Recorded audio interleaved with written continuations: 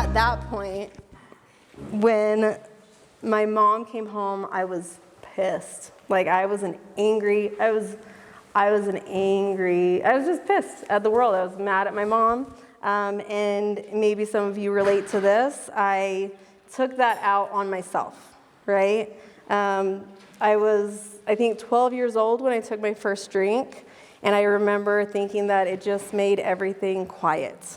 It just made everything finally go quiet. And, you know, after that, it was whenever I could get my hands on it. You know, whenever I could get my hands on that thing that made me just feel quiet again. Going into my teenage years, I kept drinking. I barely went to school. I ended up actually getting 7 alcohol tickets before I was 21 years old.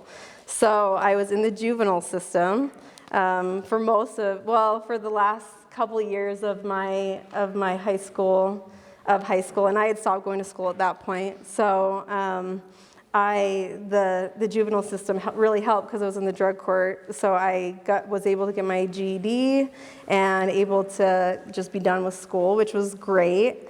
And what I kind of joke about now is when I was going to school, I remember thinking when I needed to go do my internship, it was so great because I had known so many people in the field. So I just tell people that whole time I was just doing my internship, right? I was just drinking, going to treatment, going to all the places, just so I could meet people in the industry, right? So I get out of drug court and I get right back to drinking. I think I stopped drinking for a little bit. I was hiding it that whole time. Get out of drug court, start drinking right again, get my own place right the day I turned 18. I remember I'd been saving up my money, and I'm like, I'm out of here. There's no way I'm staying another day here with my mom.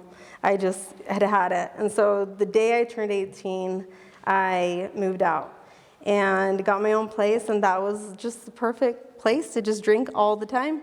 Just work and drink and all the things, and had a whole bunch of friends that did it and thought it was great. Some of them were not drinking every night like me, but we were all just partying, right? I ended up meeting my now husband. I had known him actually since I was 15 years old, and we'd always partied together. And he had come over, and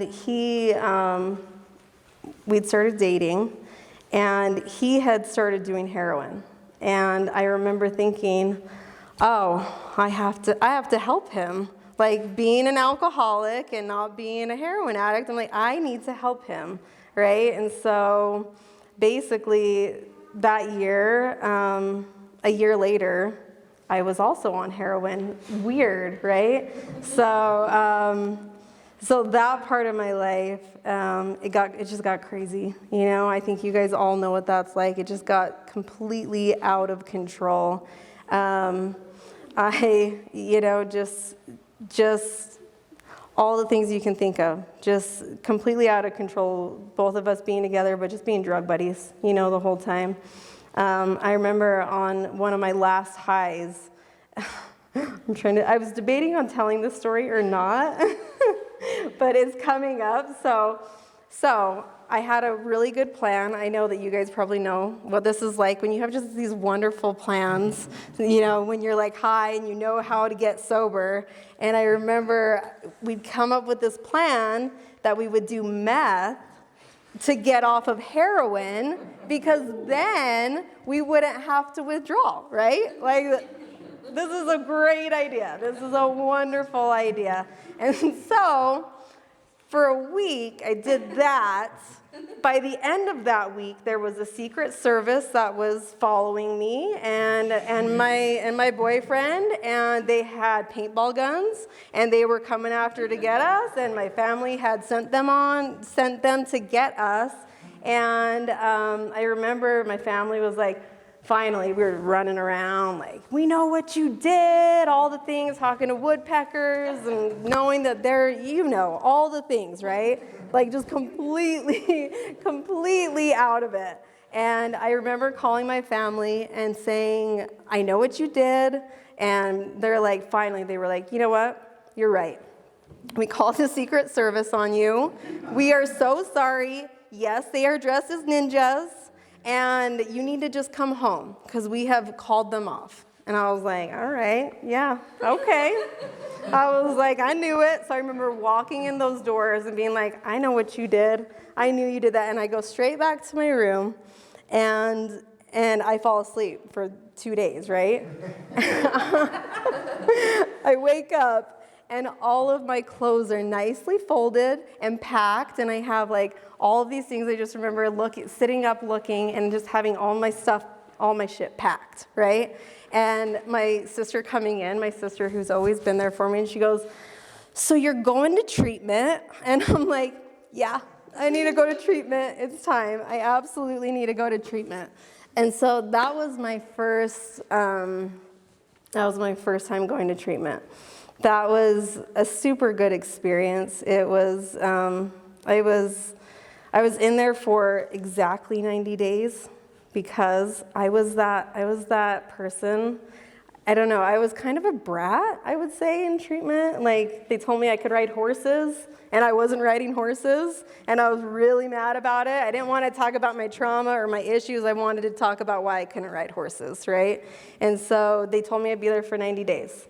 And then they told me I needed to be there for longer than 90 days. And I was like, I'm not doing that. Nope, not going to do it. And there's just some of these moments that pop in my head. I remember I was getting ready to leave. And I remember this counselor looking at me.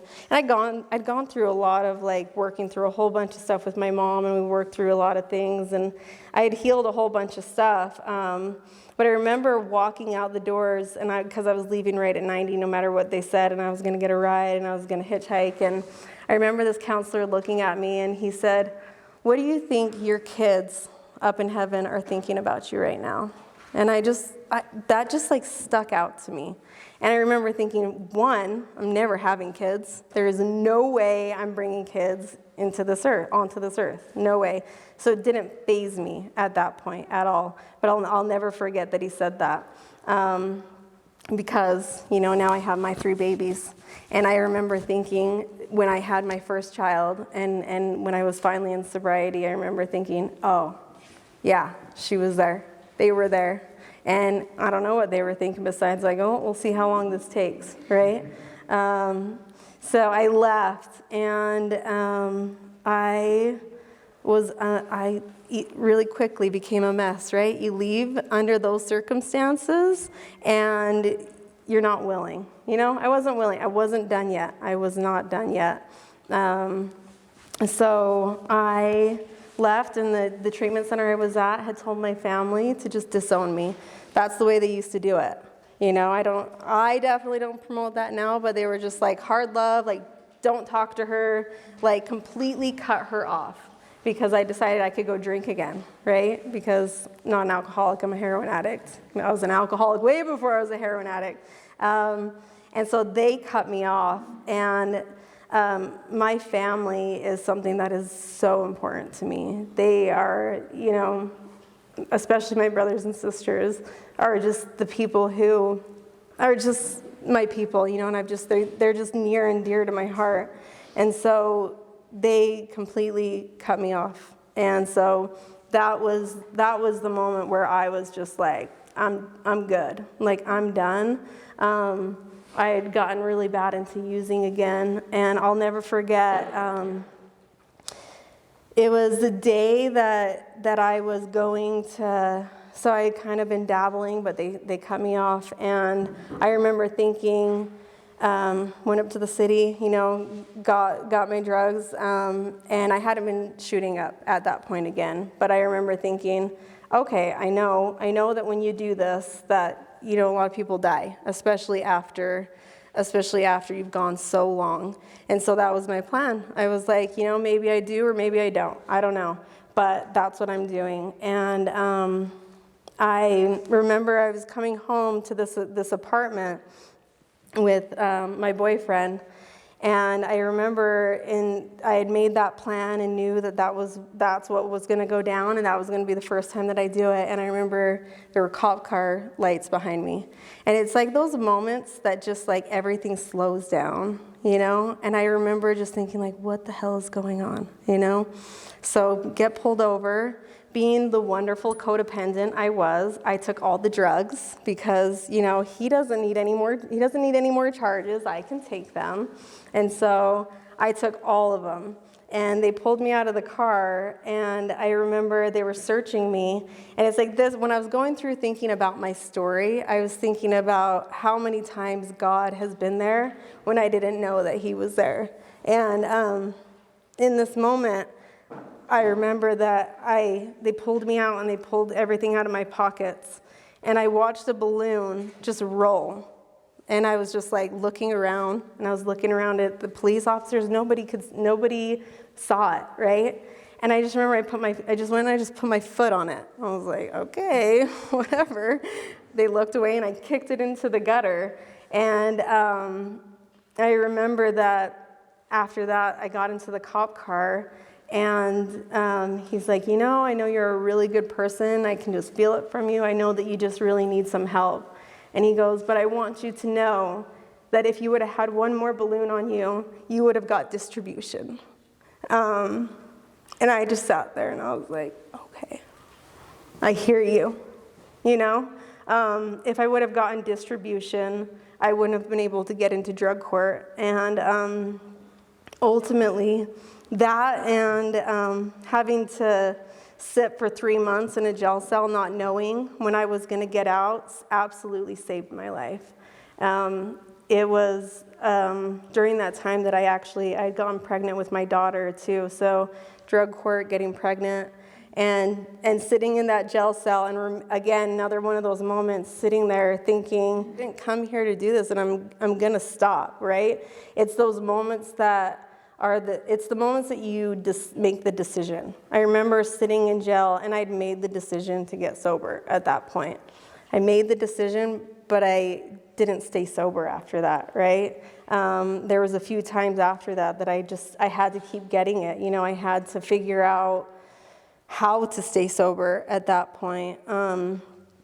So that year of drug court and then getting pregnant with my daughter, I remember, and it's still kind of my favorite thing because that officer who arrested me, I was working at Sizzler, and I was like big and pregnant, and I think it was with maybe my second daughter, and I remember he and his family came walking in, and I remember just like going up to his table, and just telling his family how he had saved my life.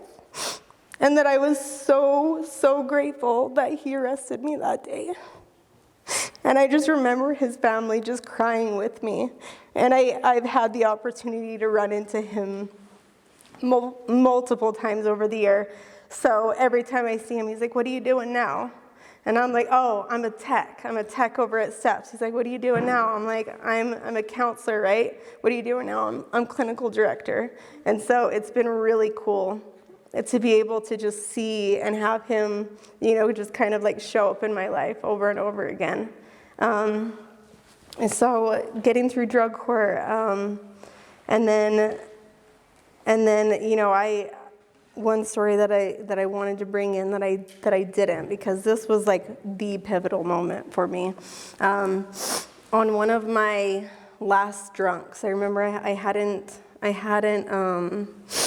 used any heroin or anything like that for a while, and I didn't drink for a long time. And I remember thinking, well, I'm going camping, and you can drink when you camp, you know, as long as you're not home by yourself drinking, you know, then alcoholics can drink when they camp. That's a rule, right? Like, absolutely, you can do that. So I was camping, and so I could drink. And I hadn't drank for a really long time. And I had never thought about the concept of overdosing on alcohol. Like I thought about, oh, you overdose on opiates and things like that, but not alcohol. So that night, you know, the alcoholic in me, that switch was flipped. Is that right? Did I say it right? And I drank and drank and drank and drank and drank. Everyone else went to sleep, and I was up all night drinking, anything I could get, because that's what we do, And I remember that next day waking up barely and being so sick, being so incredibly sick. And I remember I couldn't keep anything down, and we were supposed to go on these trails, these Jeep trails, and I was just getting out all the time, and I was just puking, every 5 minutes. And I remember saying, I am not okay, right? Like, I'm not okay. I think something's wrong, and everyone around me, you're fine. You're just hungover. You're fine. And there would be these moments where I would just kind of fall out. I would just fall out.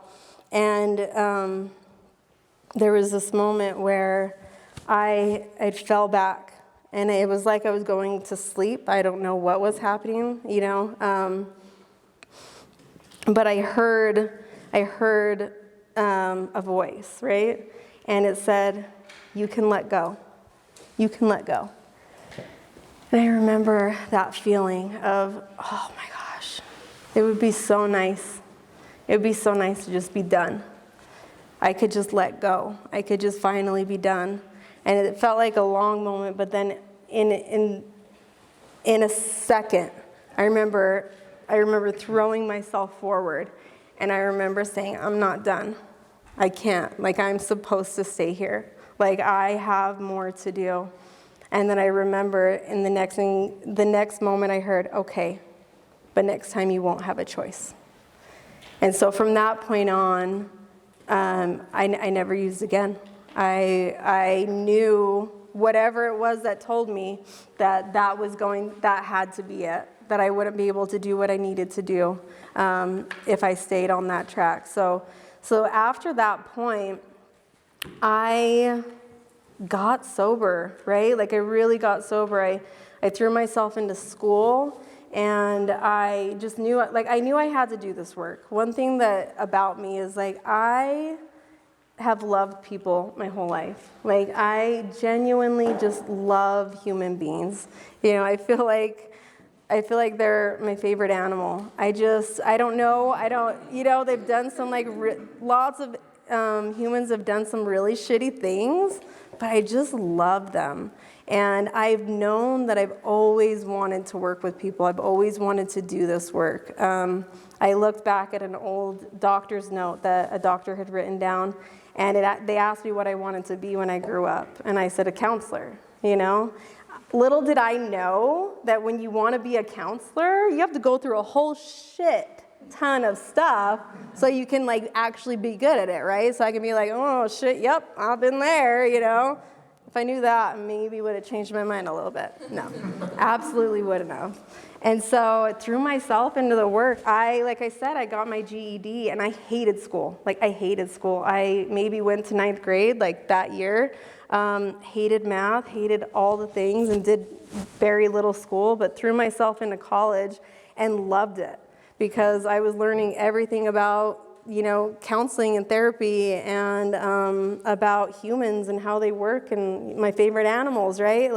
So I just threw myself into that and had 3 babies in the mix of it, which are just the best things that have ever happened to me. When we talk about why we stay in recovery, why do we do it? 100% my babies, they help cement that for me. One thing that I know is that I came here to be a mom. Absolutely came here to be a mom. But I knew that wasn't going to keep me sober. I knew that I needed to do what I came here to do. I needed to make sure that I had purpose, and that purpose was also outside of them too, right? And so that was a part of it, but I had this drive to do this, right? To be able to do the work that I needed to do. And so that led me into just working in treatment and working in recovery. I've worked at probably 7 different treatment centers, and just have loved every minute of it.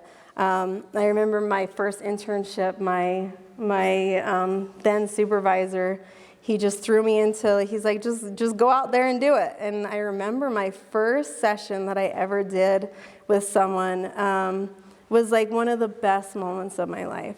I remember everything up to that point just finally making sense.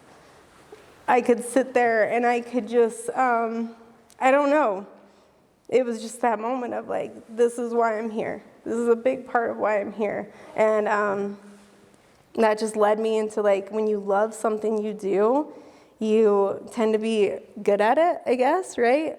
And so that led me to a whole bunch of different treatment centers. And I've gotten to work with some of the most amazing people in the industry, right? But when I was thinking about that, I was thinking about all the faces of all the people that I've gotten to work with, like all of you.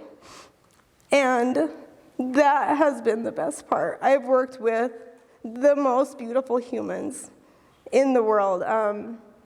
People will come up to you, when you work in this industry, they'll say, oh, wow, you work in addiction, that must be hard. That must be hard to work with addicts. And every time, I'm like taken back every time. I am an addict in recovery, but I always say, like, you have no idea. You have no idea the people that I get to work with are the most amazing humans on this planet, right? Like, I'm a little biased, but I work with addicts in recovery. These are the people, these are the most beautiful souls, the most sensitive souls. The souls have been through all the things, and I get to work with them sober, right?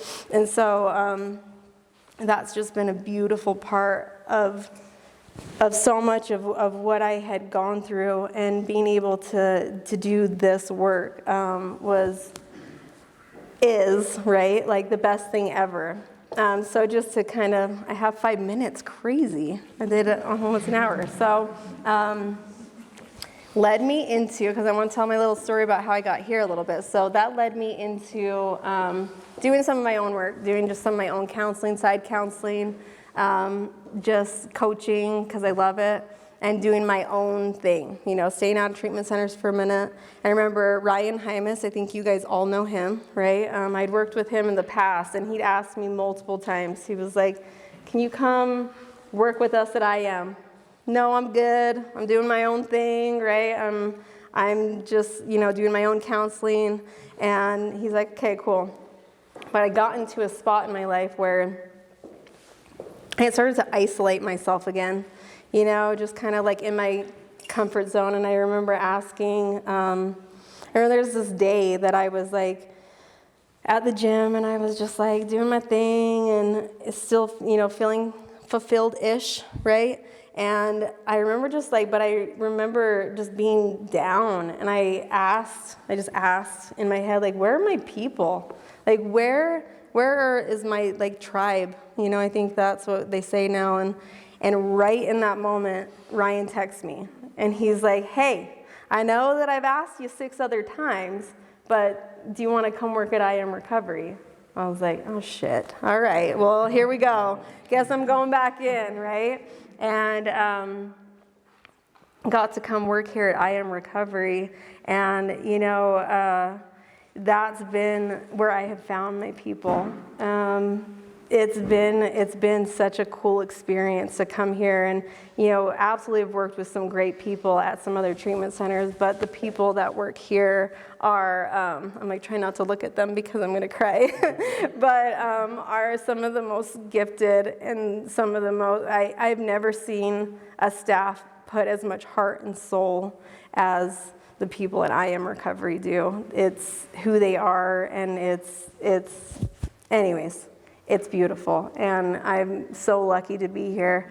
And that, ultimately led me into, do I have 2 minutes?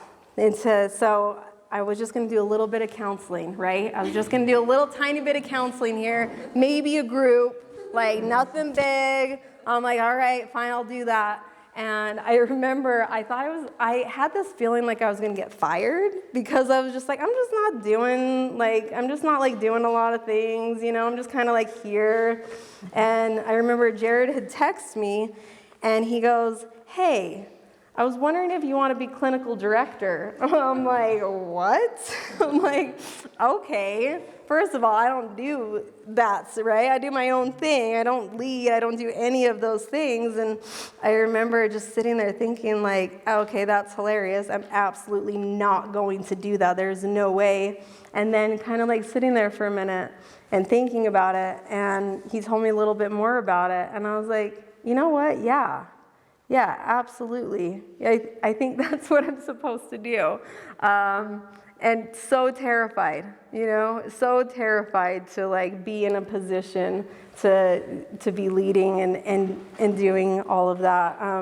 But I have to say that doing this work and having the ability to have work with the staff that I work with and being able to talk to them about what we do with all of you.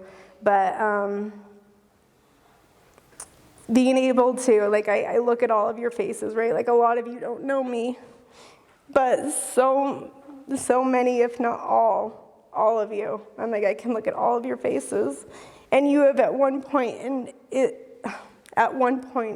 of time been in my head, but absolutely have been in my heart. I've thought about your lives, and I've thought about what you're going through, even if I haven't talked to you. And it's been such a blessing to be able to have some say, right? And to give what I came here to give.